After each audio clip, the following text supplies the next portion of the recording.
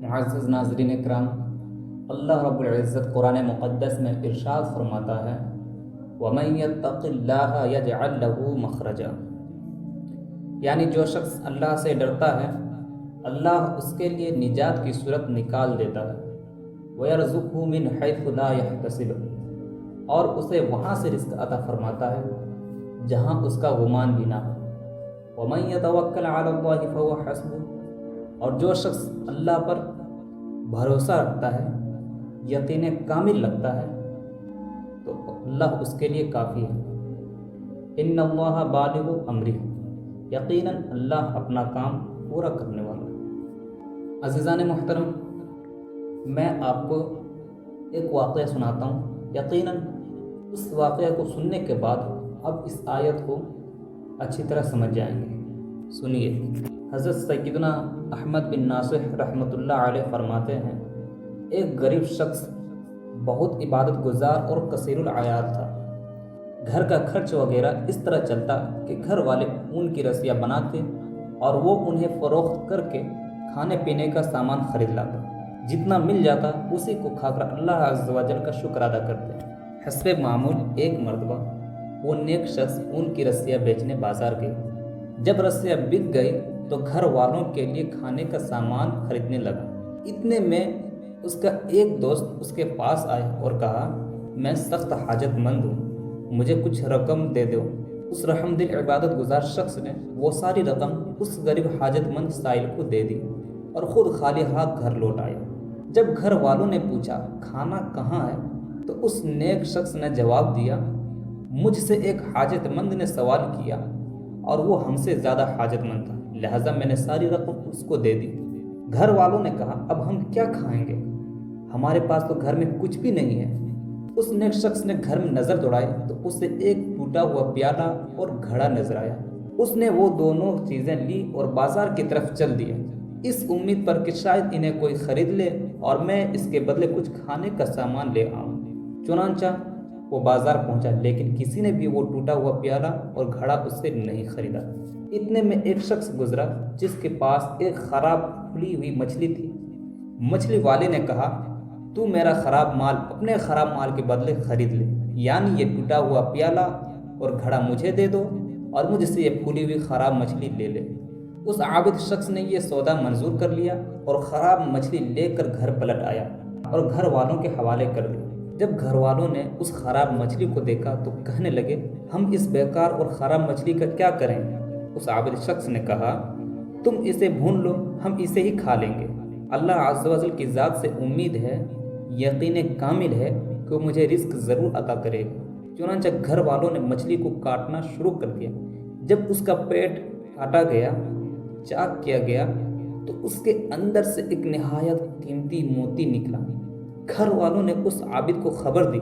اس نے کہا، دیکھو اس موتی میں سوراخ ہے یا نہیں، اگر سوراخ ہے تو یہ کسی کا استعمال موتی ہوگا اور ہمارے پاس یہ امانت ہے، اگر اس میں سوراخ نہیں ہے تو پھر یہ رزق ہے جسے اللہ رب العزت نے ہمارے لیے بھیجا ہے۔ جب اس موتی کو دیکھا گیا تو اس میں سوراخ وغیرہ نہیں تھا، یعنی وہ کسی کا استعمالی موتی نہیں تھا۔ ان سب نے اللہ کا شکر ادا کیا۔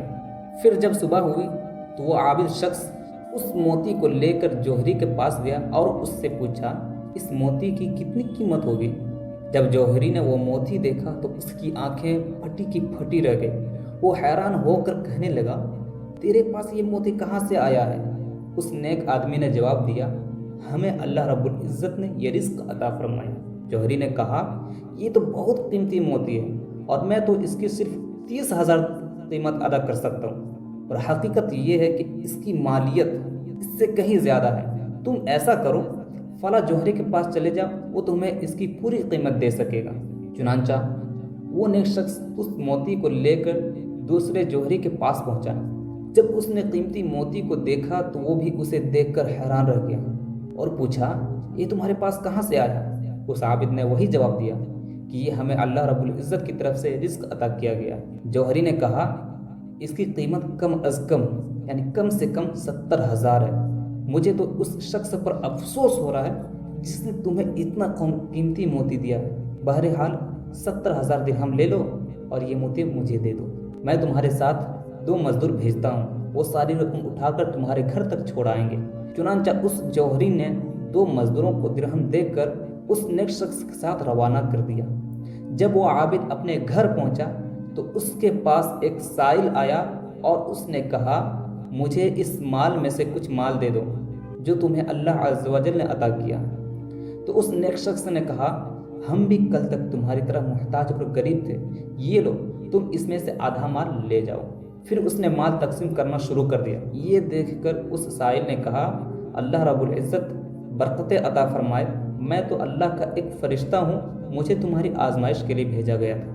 اب ہم واپس اس آیت کی طرف پلٹتے ہیں جس کو میں نے شروع میں تلاوت کیا تھا کہ اللہ رب العزت قرآن مقدس میں ارشاد فرماتا ہے کہ جو شخص اللہ سے ڈرتا ہے تو اللہ اس کے لیے نجات کی صورت نکال دیتا ہے اور اس کو وہاں سے رزق عطا فرماتا ہے جہاں اس کا گمان بھی نہ ہو۔ تو چونکہ آپ نے اس واقعے میں سماعت فرما لیا کہ وہ شخص نیکوکار تھا، عبادت گزار تھا، اللہ سے ڈرنے والا تھا، اور انہوں نے اپنے اور اپنے گھر والوں کی فکر کیے بغیر اس سائل کو جس نے ان سے کھانا طلب کیا، انہوں نے اللہ کی رضا کی خاطر ان کو کھانا دے دیا اور اللہ پر کامل یقین رکھا کہ اللہ رب العزت ضرور ہمیں رزق سے نوازے گا۔ تو اللہ رب العزت نے بھی، چونکہ اللہ رب العزت قرآن مقدس میں ارشاد فرماتا ہے وَمَن يَتَوَكَّلْ عَلَى اللَّهِ فَهُوَ حَسْبُهُ، کہ جو شخص اللہ پر کامل یقین رکھتا ہے تو اللہ اس کے لیے کافی ہے۔ تو چونکہ انہوں نے اللہ پر کامل یقین رکھا تھا تو اللہ رب العزت نے بھی انہیں موتی کی شکل میں وہاں سے رزق عطا فرمایا جہاں ان کا گمان بھی نہیں تھا، یعنی مچھلی کے پیٹ سے، وہ بھی خراب مچھلی کے پیٹ سے۔ اور جب اس موتی کو بیچا گیا تو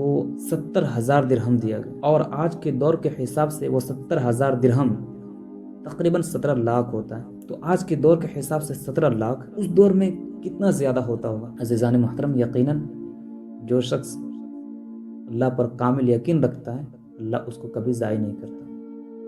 ہمیں بھی چاہیے کہ ہم اپنے بزرگوں کی طرح اللہ پر کامل یقین رکھیں۔ اللہ رب العزت سے دعا ہے کہ ہم سب کو یقین کامل کی دولت سے مالا مال فرمائے۔ عزیزان محترم، اگر آپ یہاں تک آ چکے ہیں تو آپ سے ایک چھوٹی سی گزارش ہے کہ اگر آپ چاہتے ہیں میں اسی طرح مستند اور معتبر کتابوں سے واقعہ اخذ کر کے آپ تک پہنچاؤں، آپ کے سامنے پیش کروں، تو آپ بھی میرا سپورٹ کریں۔ جزاک اللہ خیرہ۔ السلام علیکم ورحمۃ اللہ وبرکاتہ۔